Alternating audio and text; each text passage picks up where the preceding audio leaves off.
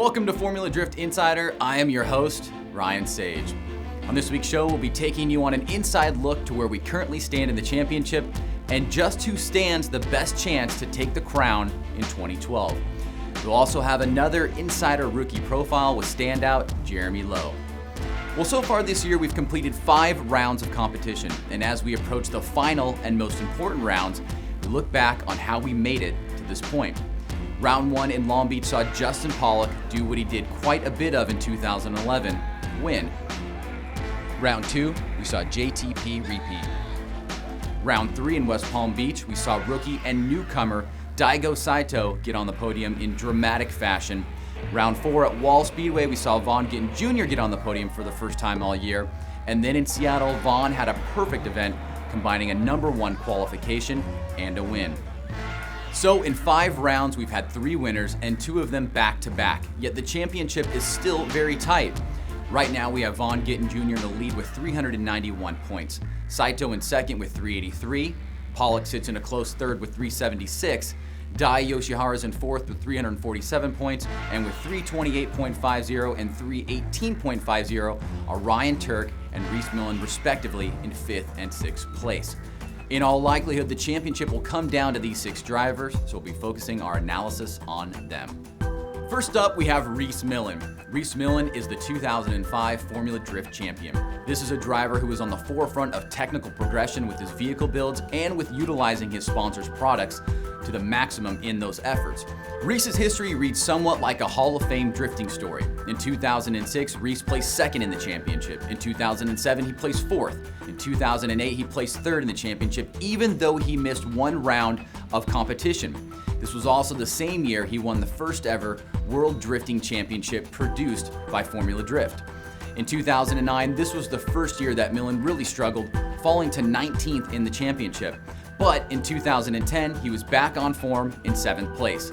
Last year, Reese had an amazing late season surge where he did well in the last 3 rounds with a win in Vegas and a 2nd at Irwindale. Reese has done all this while debuting new vehicles, using unique power plants, and exposing genuine sponsor products to the drifting market. It's definitely quite an accomplishment. My read on Reese is that if he has his car dialed the next 2 rounds, he will definitely be a force, just like he was in 2011, only this time, he's closer in points. Ryan Turk sits in 5th, and if there was ever a year to make his bones, this would be the one. After a 4-year stint with Gardella Racing in 2012, Ryan Turk found himself in a position he seems to relish, and that is of the underdog.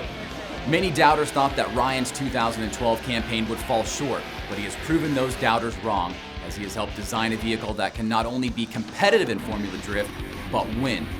Last round in Seattle, he proved he could get on the podium, and I don't think there are many critics out there that don't believe he has it in him to win a championship.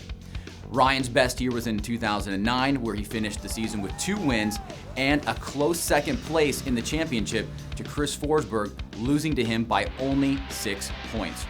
For 2012 to be his year, he needs to pour it on in the last 2 rounds, but we know he has the capacity for fireworks. Just YouTube Ryan Turk Bunny Hop Vegas and you'll know why. After a tough Seattle event, Daijiro Yoshihara is sitting in 4th place. Always one for the dramatic, even if unintentional, Dai put all his fans through an emotional ringer as he seemingly won and lost the championship last year, and then won it again due to an incredible performance by Tyler McQuarrie. Dai has always been a contestant for the crown, with his only real off year in 2009, where he placed 11th. With his title last year and his pretty consistent performance this year with 2 podium finishes, there is no doubt he can win again.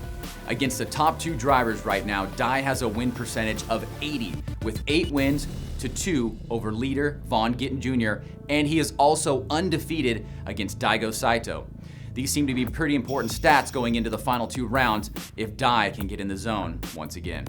Number 3 is Justin Pollock. JTP of recent, it seems, is almost destined for a championship. The question is whether or not it'll be in 2012. He could have locked it up last year after Dai went out in the top 16 at Irwindale, and he always seems to be in podium contention at every event.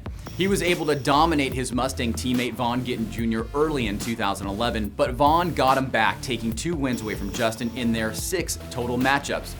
JTP has a win percentage of 67% and an event podium percentage of 21% in his history in Formula Drift.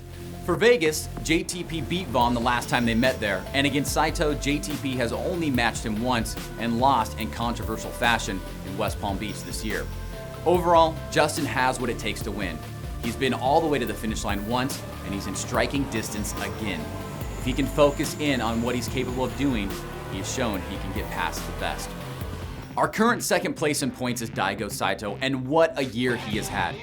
After making probably the loudest splash in the FD pond in recent years, he is sitting within just a few points of leader Vaughn Gittin Jr. Now, there is some conjecture of whether Daigo is a real rookie or not, but the reality is that he's classified as one, and would be the first rookie to win a championship in FD history if he did do that. This year, what we've seen from him amounts to an incredible car build and one of the rawest pure drifting talents, combined with finding his way in the series. He's been criticized for his unique driving style and was caught up in that dust-up with JTP, but make no mistake about it, he is arguably one of the best drifters in the world, and if he wins the championship this year, I think you could say he is the best. He has one event win under his belt, but a 77% kill rate on head-to-head battles. But with the last few years of the championship coming down to just a few points, Daigo needs to improve his qualifying. He has only qualified as high as 12th this year. If he can improve that in the next 2 rounds and stay near the podium, it's going to be close. One guy who can win and qualify high is 2010 champ Vaughn Gittin Jr. Vaughn's story this year has been one of revival. After one of the most dominating years in 2010 with 6 podium finishes, Vaughn had an off year in 2011, finishing 11th with only 1 podium and a disastrous Long Beach where he failed to qualify. In 2012, he started off that way again, getting knocked out in the top 32 in Long Beach, and then some less than stellar performances in early rounds. But what Vaughn has done quietly is master the qualifying technique. And while rounds 1 through 3 were less than what we'd expect from Vaughn, he's made it up with over 52 qualifying points year to date. So when the opportunity struck for Vaughn, he seized it with back-to-back wins and the lead in the championship. I believe this puts other drivers in a very dangerous position because Vaughn is one of those drivers that when he is on and there isn't much anyone can do about it. If he continues this tear, he may be headed for his second championship in FD history. Now we move on to our Formula Drift rookie profile segment with Jeremy Lowe. J-Lo, as he is called, is a rising star in Formula Drift, and after making some new fans after a great performance in Seattle, which saw him besting Justin Pollock, Jeremy Lowe is here to stay. My name's Jeremy Lowe, and I'm from Sarasota, Florida. I've been drifting for about 5 years now. I got into drifting because a friend of mine got into it, and it looked really fun, and I didn't want him to be better than me at it. My car is a 1986 Mazda RX-7. It's about 500 horsepower. It's still got the 13B Mazda rotary. It's turbocharged, and it's probably one of the more stock cars here.